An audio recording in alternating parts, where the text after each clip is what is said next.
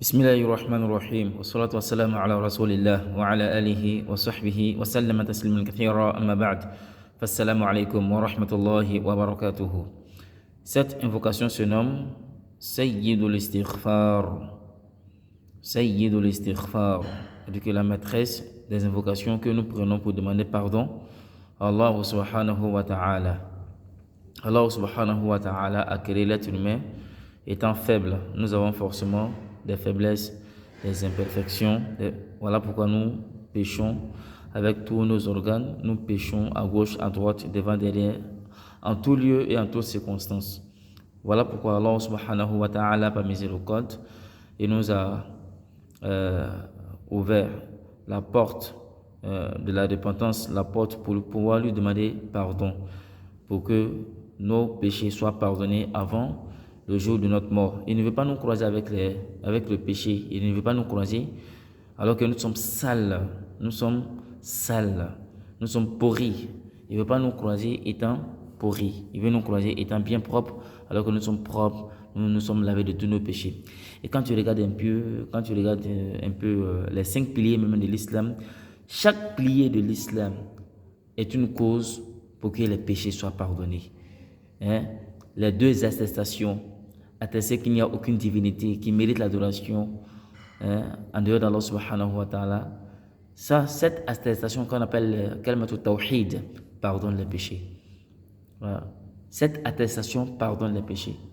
Tu vois, le prophète alayhi salam, le fait de le suivre également, de rendre véridique son message, Allah nous pardonne les péchés. Allah dit قل إن كنتم تحبون الله فاتبعوني يحببكم الله ويغفر لكم ذنوبكم.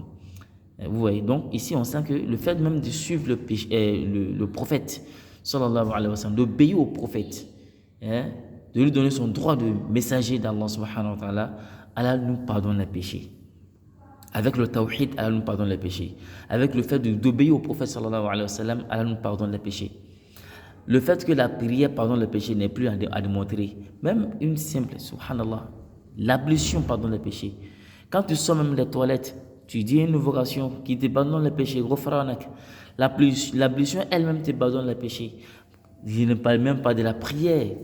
Toutes les positions de la prière pardonnent tes péchés. Toute la position de la prière pardonne tes péchés. Toutes les positions de la prière, il dit bien que tu as une doua pour que Allah subhanahu wa ta'ala puisse pardonner tes péchés. Toute la position de la prière, position debout, position ruku', position sujoud, position entre les 2 sujoud, tu vois un peu. Même après la tahiyya, même après la prière. Quand tu finis la prière, mais la toute première invocation, quand tu dis astaghfirullah, tu vois. Également, la zakat pardonne les péchés. Le prophète alayhi salam il dit et le prophète sallallahu alayhi wa sallam dit la zakat là, la sadaqat là, ça pardonne les péchés, ça éteint le péché, tout comme l'eau éteint le feu. Allah subhanahu wa ta'ala dit à son prophète sallallahu alayhi wa sallam khudh min amwalihim sadaqatan tutahhiruhum. Donc, ici, Allah subhanahu wa ta'ala les purifie avec cette sadaqat-là. Tu vois. Donc, ici, on comprend, à travers la sadaqat, Allah nous pardonne les péchés. Le fait que le jeûne pardonne les péchés n'est plus à démontrer. Le jeûne pardonne les péchés.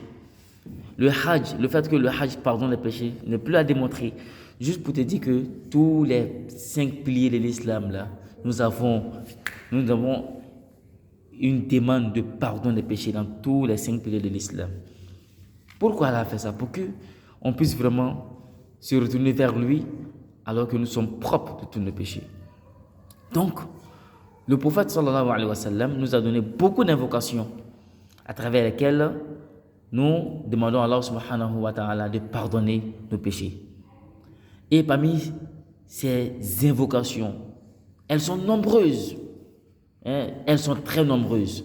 Mais l'invocation qui est à la tête de toutes ces invocations avec lesquelles nous prenons pour demander pardon à Allah subhanahu wa ta'ala, avec lesquelles nous demandons pardon à Allah subhanahu wa ta'ala. Les invocations avec lesquelles nous demandons pardon à Allah subhanahu wa ta'ala sont légion, sont nombreuses dans notre religion, que le prophète sallallahu alayhi wa sallam nous a donné. Mais la patronne de ces invocations, la maîtresse de ces invocations, l'invocation qui est au-dessus de toutes ces invocations que nous prenons pour demander pardon à Allah subhanahu wa ta'ala pour tes péchés. Ces péchés-là, lorsque Allah subhanahu wa ta'ala va décider de te prendre un seul de tes péchés, tu n'auras aucune personne pour te sauver yawm al-qiyamah. Même pas un ange, même pas un prophète. Tu vois. Donc ces péchés-là, ces conséquences sont graves. Nous péchons avec nos yeux, nous péchons avec nos langues, nous péchons avec nos oreilles, nous péchons avec nos organes, nous péchons même avec nos pensées. Et nous devons nous repentir, arrêter ces péchés-là, demander pardon de façon sincère à Allah subhanahu wa ta'ala pour que ces péchés-là soient pardonnés. Et nous avons plusieurs opportunités pour que ces péchés soient pardonnés. Parmi les actions, telles que le jeûne, parmi les invocations, même dans la pensée, souvent, Allah nous ouvre la porte de sa repentance. Allah ne veut pas nous croiser avec un seul péché. Voilà pourquoi les savants vont dire la repentance de tout péché est obligatoire. Ils vont dire également at-ta'khiru tawba dhanbun yahtaj ila tawba.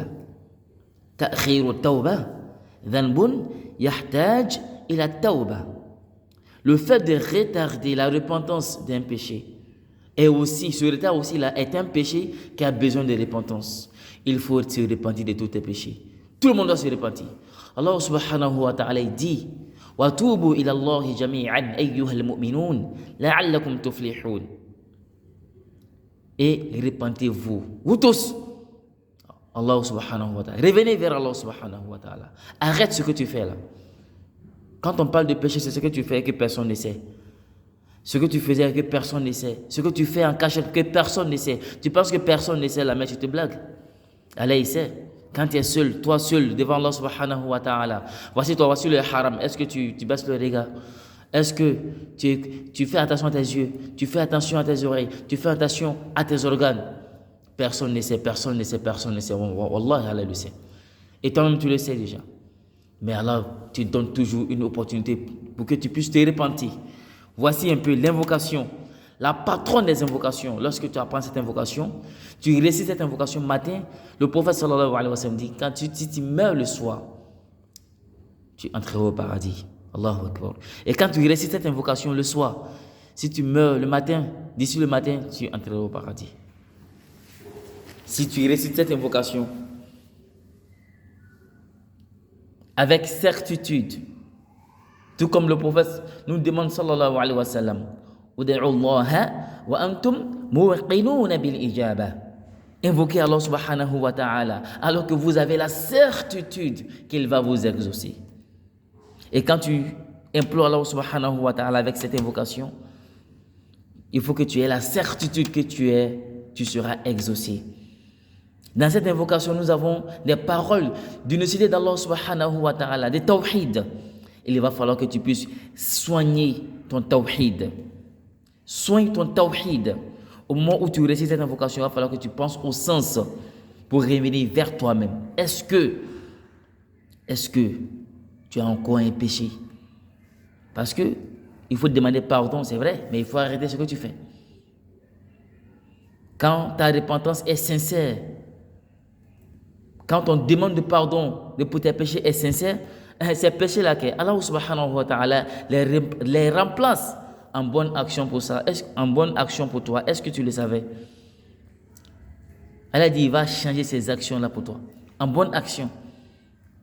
Yubaddilullahu sayyi'atihim hasanat. C'est Allah seul qui fait ça. Voici l'invocation, la patronne, la maîtresse des invocations que le musulman doit prendre pour demander pardon à Allah subhanahu wa ta'ala pour ses péchés.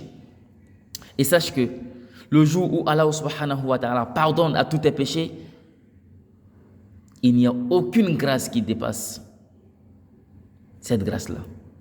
C'est le meilleur jour pour toi. C'est le meilleur jour pour toi. Le prophète l'a bien dit à Ka'b, radiyallahu anhu, le prophète sallallahu alayhi wa sallam. Quand Allah subhanahu wa ta'ala a dit وَعَلَى الثَّلَاثَةِ الَّذِينَ خُلِّفُوا, dans cette qisas, Allah subhanahu wa ta'ala, il va révéler au prophète sallallahu alayhi wa sallam qu'il les a pardonnés parce qu'ils avaient fait un grand péché. Ils avaient fait un péché. Vous voyez, l'histoire est très longue. Mais Ka'b faisait partie de ceux qui avaient encouru la colère d'Allah subhanahu wa ta'ala. Et le prophète sallallahu alayhi wa sallam a mis embargo sur eux. Et vraiment, ils ne savaient même pas où aller. La terre était devenue très petite pour eux à cause de cet embargo-là. Parce qu'elle était fâchée, le prophète était fâché sallallahu alayhi wa sallam, parce qu'ils ont commis une bêtise. Radiyallahu ta'ala anhu. Mais le jour où Allah va lui pardonner, Allah va montrer à son prophète sallallahu alayhi wa sallam qu'Allah lui a pardonné. Le prophète va l'appeler. Le prophète va lui dire quoi? Le prophète va lui dire Abshir bi khayri yawmin mundhu waladatka ummuk. Réjouis-toi du meilleur des jours depuis que ta mère t'a mise au monde.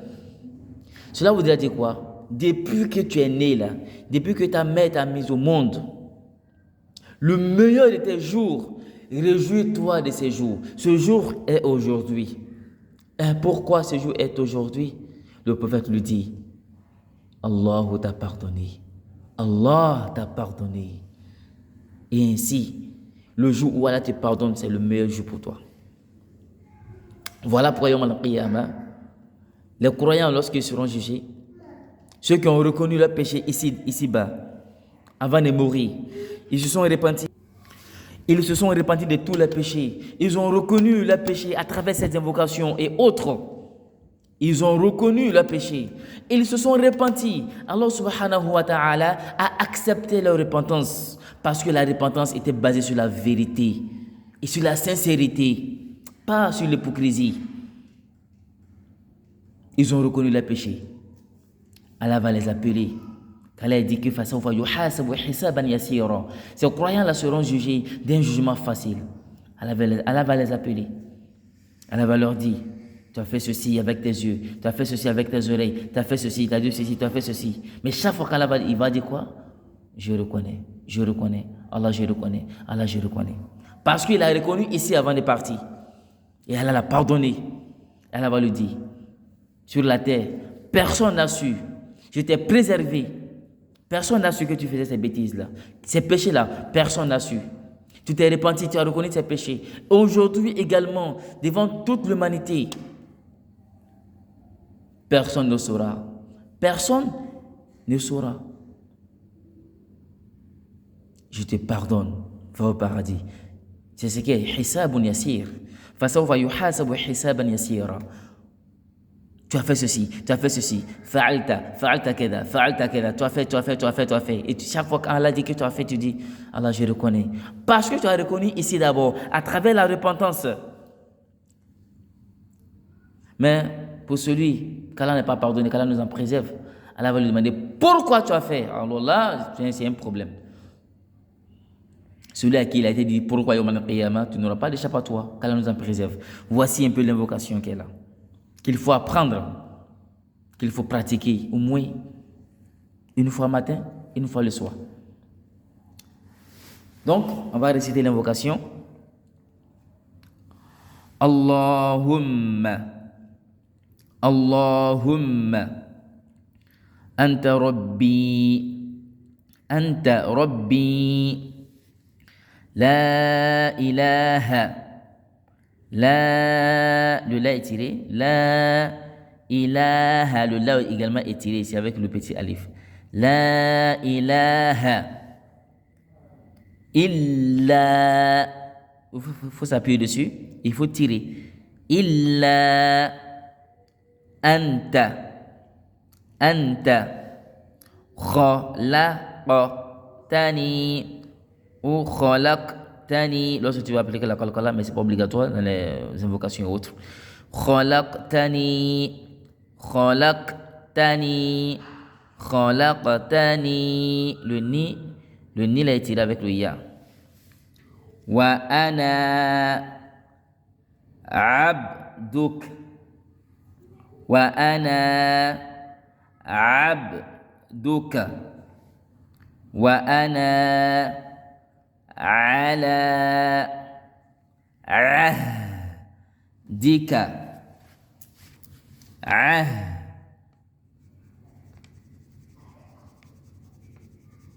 Dika.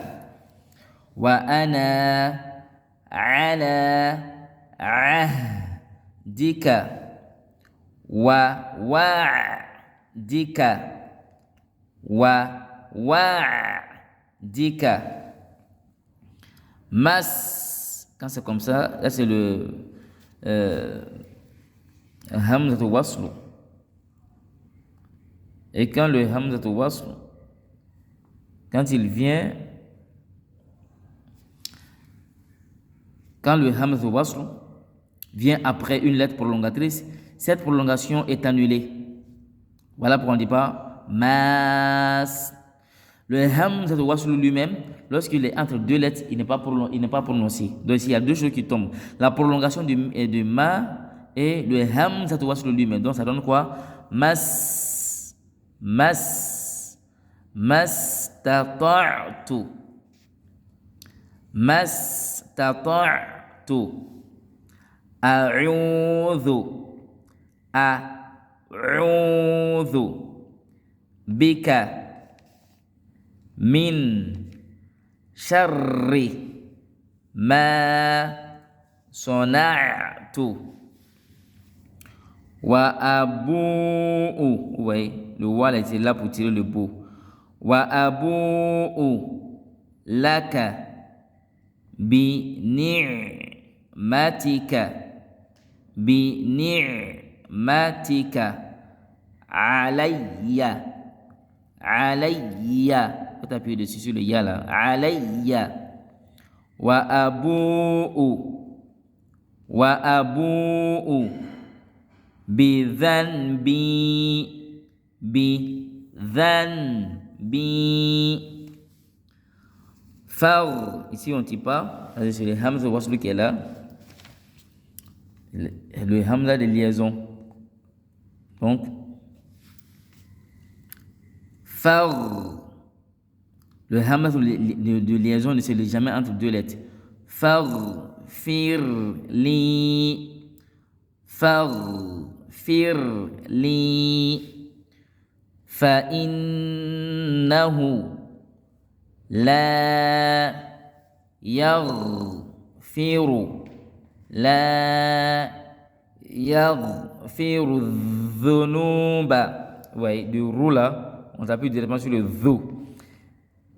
Fa innahu la yaghfiru dhunuba. Le nous est tiré avec le wa. Illa anta. Allahumma anta rabbi. La ilaha illa anta khalaqtani wa ana abduk wa ana ala ahdika wa wa'dik mastata'tu a'udhu bika min syarri ma sona'tu wa abu'u laka bi ni'matika alayya wa abu'u bi dhanbi faghfir li fa innahu la yaghfiru dhunuba illa anta